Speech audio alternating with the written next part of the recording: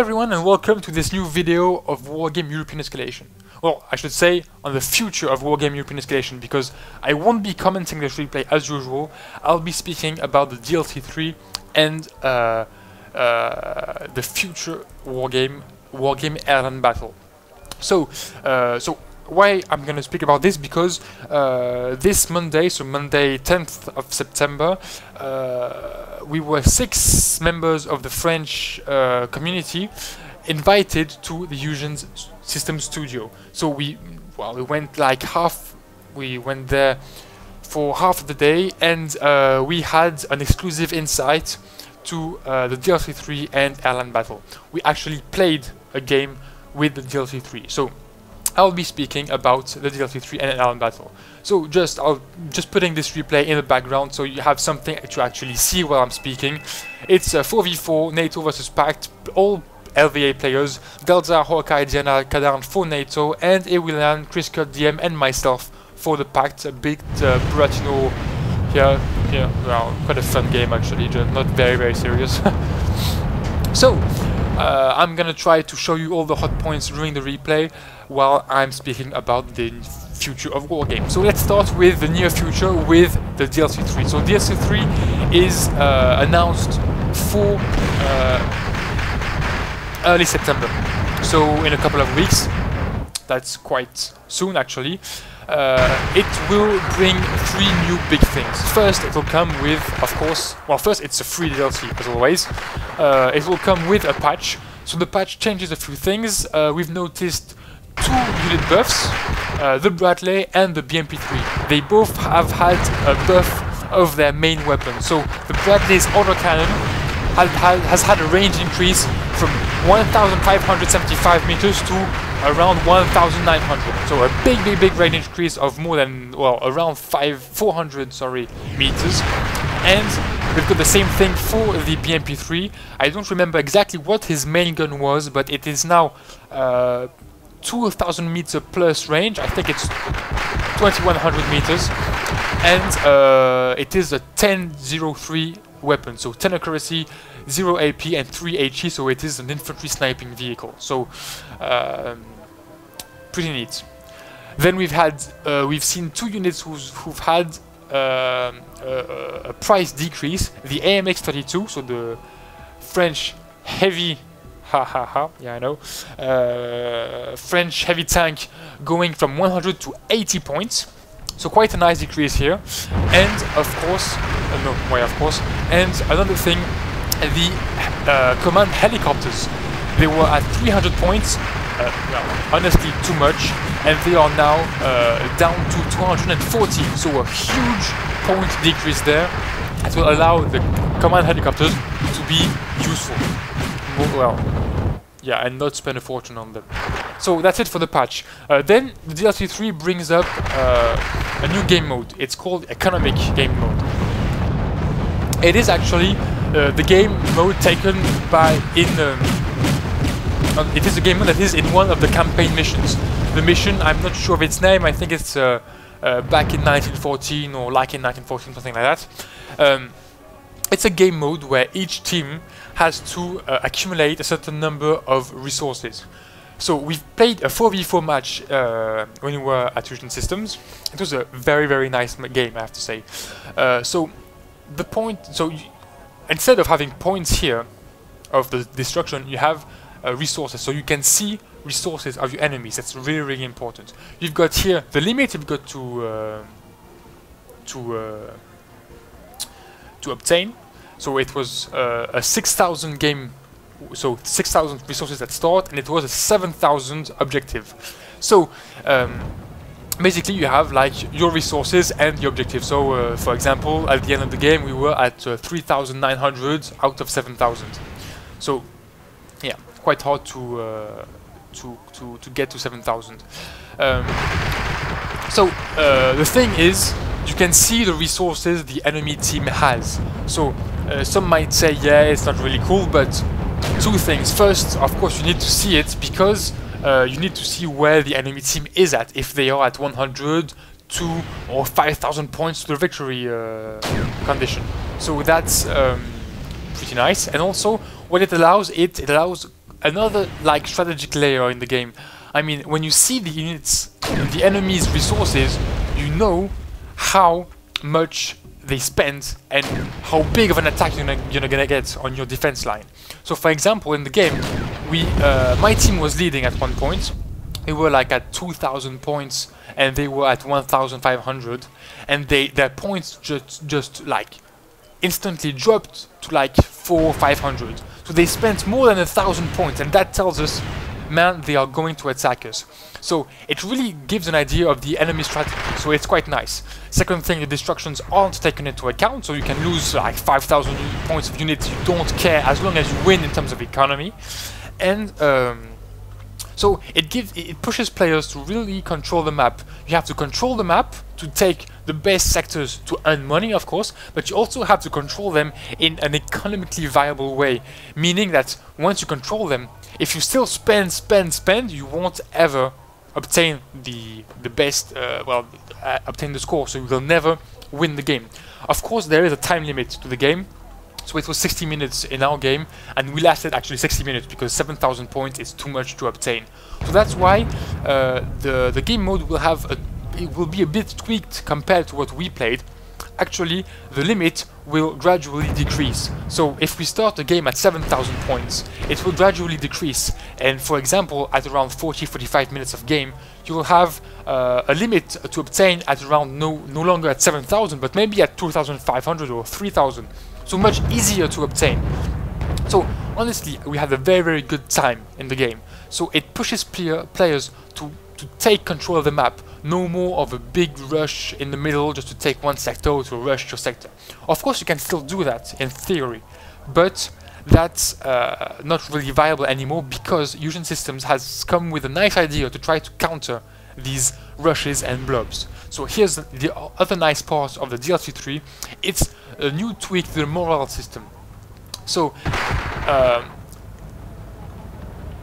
now in Wargame, when you shoot a unit, it takes, of course, physical damage. Its HP's like drop, but it also takes moral damage.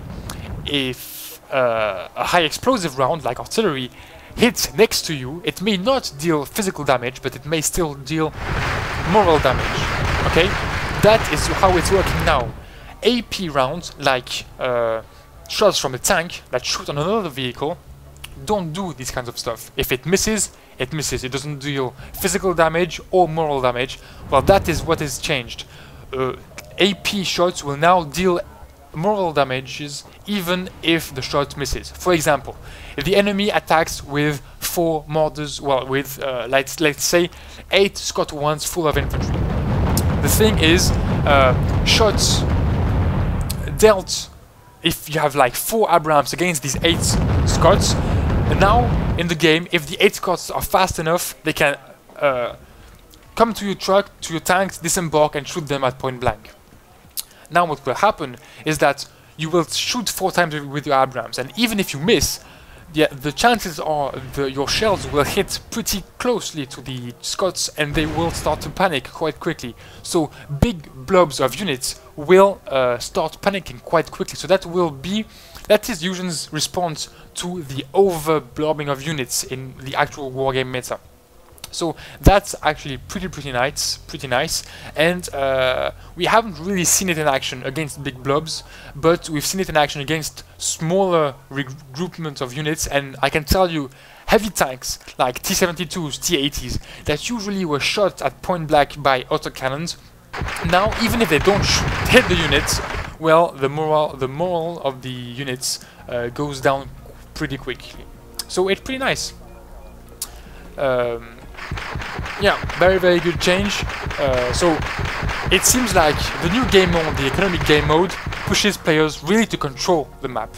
Added to that, the new moral system, well, doesn't stop players from making big rushes and blobs, but it renders it easier and more logical to stop them. So what happens is that the meta we will see after DLC3 is released will probably be a more realistic and less blob-like meta, which is honestly very nice. Yeah, another thing about the moral system is that Now, when you've got infantry in transports, if the transport starts panicking because it's been shot at, infantry units in it don't panic at all. If you disembark, they'll disembark all fresh, 10 HP, full morale, no problem. Well, that isn't really realistic, is it? So, the other change is that infantry units in transport will also suffer moral damage when the transport suffers moral damage. So if you've got a panicked transport, if you disembark, you won't have calm and fresh units. You will have, yeah, 10 HP units, but probably still worried, shaken, or even panicked as they disembark. So that's more realistic and stops a bit, once again, these kind of blob strategies of units. But I can assure you the change isn't that dramatic. So when you charge 4 VABs, for example, into a forest to try to empty the forest, of course it still works, but blobs works less and it's much better. So that's it for DLC3. I'll go now on Airlandbattle. So Airlandbattle is the sequel to European Escalation.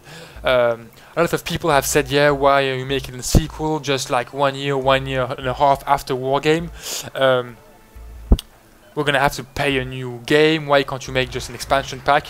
Honestly, devs have told us a few weeks ago, well, the changes made to Wargame are too important to make a simple expansion pack, and after seeing the changes, I assure you, yeah, I believe them.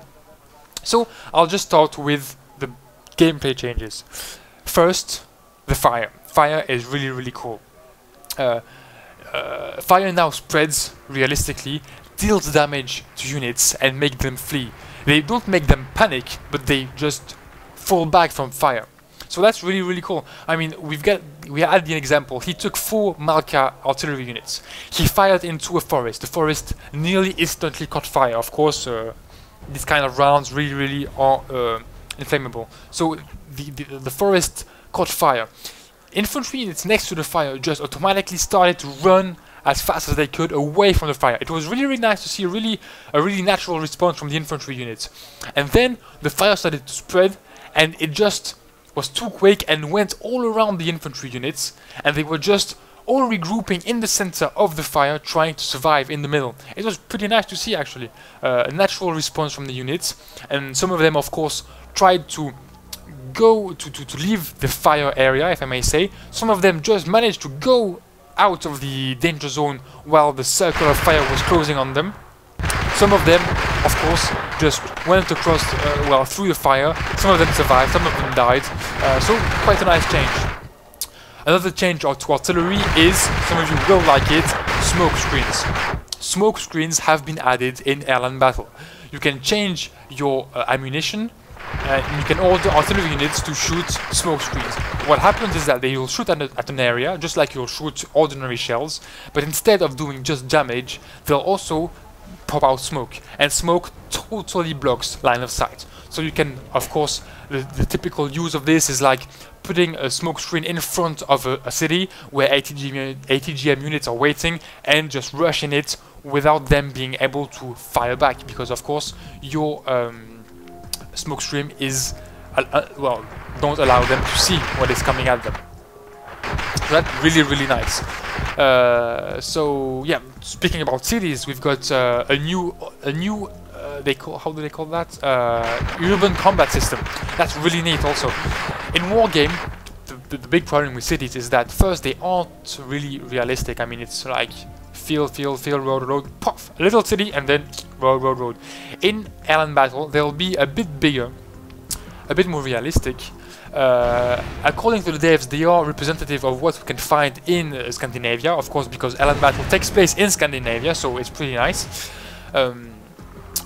So, bigger cities. And the example we've had, the urban combat wasn't implemented in Airlandbattle, so, but they explained us how it would work. So here's, for example, one house with its garden.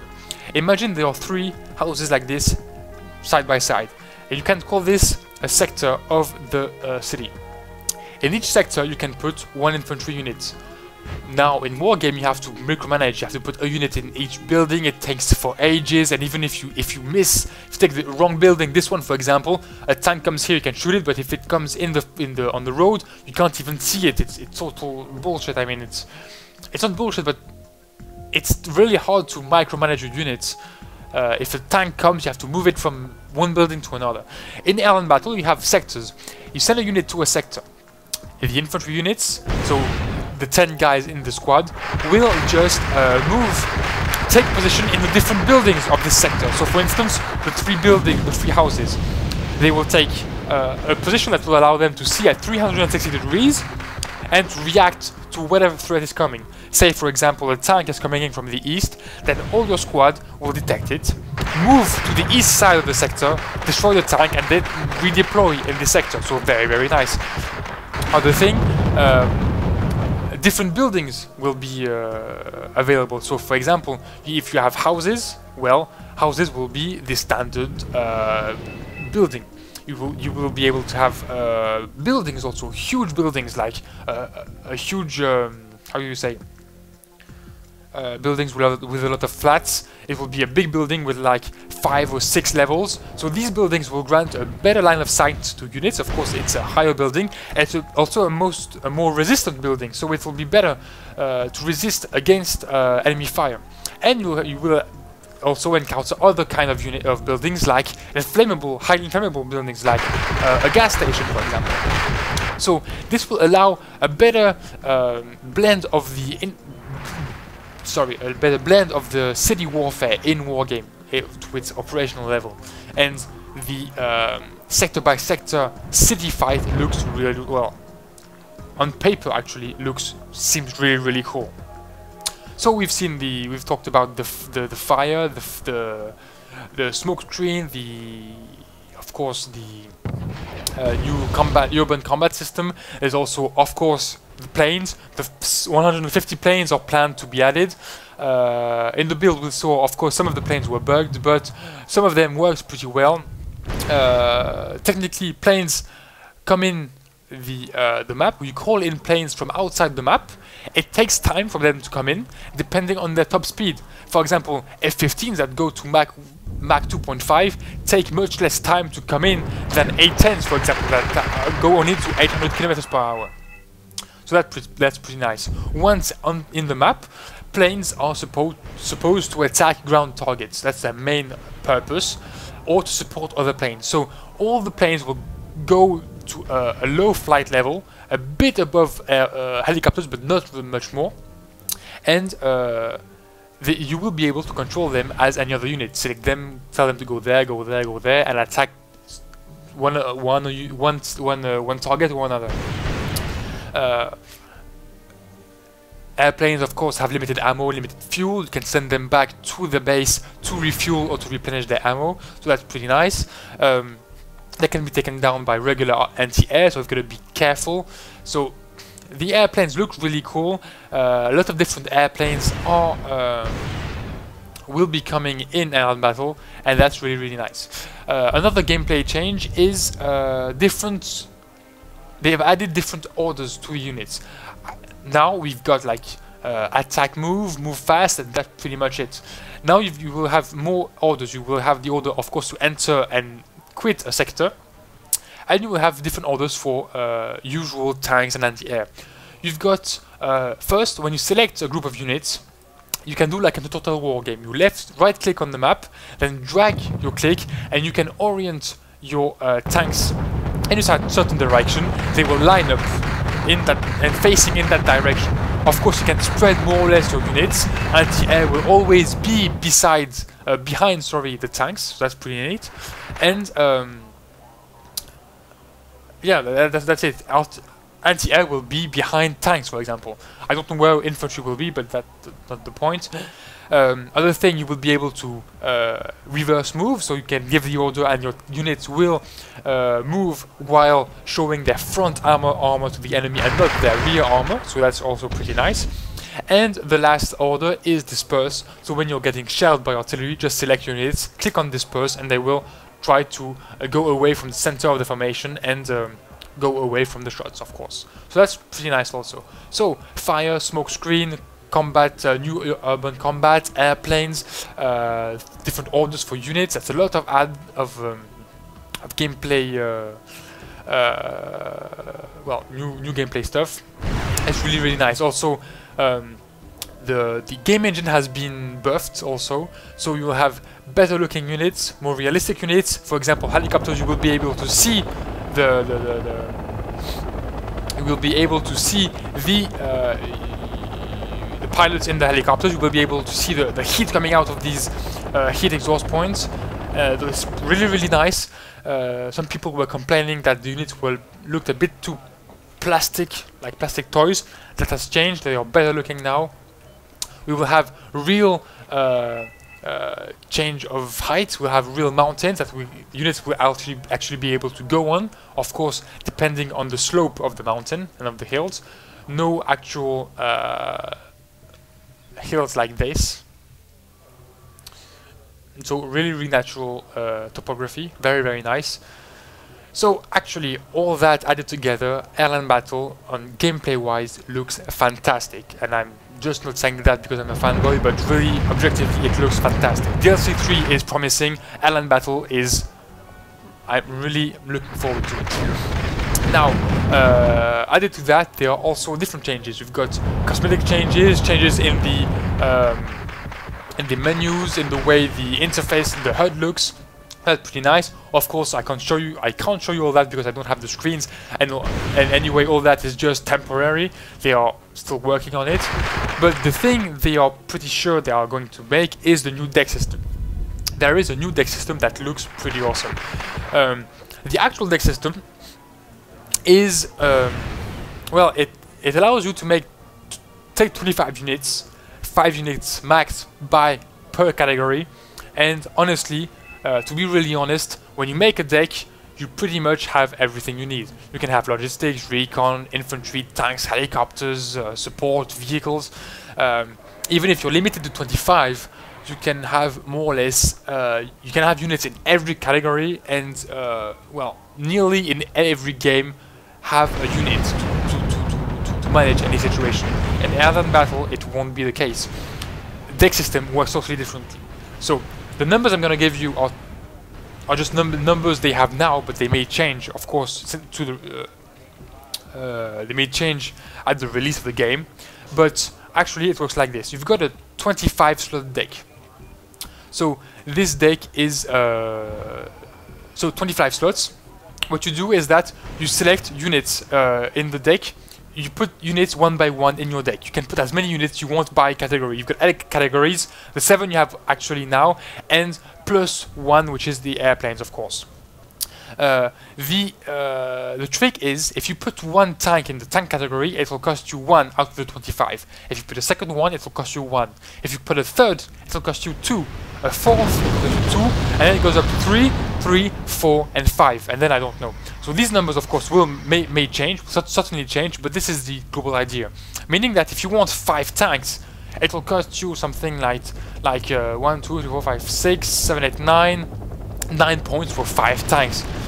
And that's not the only thing that is changing. The thing is, now in the actual war game, when you select, if you want the 1 slot can be occupied by 3 different tanks. When you put a T80 in the deck, you'll have all 16 T8, all 8 T80s, you'll have all 4 T80s BV, you'll have all 2 T80Us. So you have quite a lot of tanks actually for just 1 deck slot. In Airlandbattle it will change drastically, meaning when you put 1 tank, for example, if you select T80s, you'll have only 4. If you want 8 T80s, you'll have to put 2 T80 slots in your decks, meaning 8 T80s will take 2 points out of the 25. Of course, once again, all these numbers aren't representative of the final product. So that means that some people crazy about tanks will be able to make huge army tanks, but on the other hand, they won't have any logistics, any support, any recon. So that means that multiplayer games will be really rely upon players cooperating one another. So that's really nice. I mean, it will push even further the cooperation needed between players. So team play will be really nice. Speaking of team play, the devs hope they will be able to make 10 versus 10 games. So that's pretty nice. So yeah, that's really cool. You'll be able to exchange decks with your friends. So some stuff like that. Well, that's more or less I wanted to say about Airlandbattle, and that's, yeah. already more than 7 minutes, I don't know, of video. So I think if you're still listening to me, you are a nice man. But that's it for DLC3 and Airlandbattle. If you have any questions whatsoever, and if I can answer them, of course, just leave a comment below. I'll try to respond as quick and as detailed as possible. Thanks for watching. I hope you liked the info I gave you. I hope, well, most of it isn't really exclusive. Press releases have spoken about them, but hell, I couldn't make a video with 2 infos, so I hope you like it. I hope you're hyped for DLC3 and Airlandbattle, and see you next time for next video. Thanks.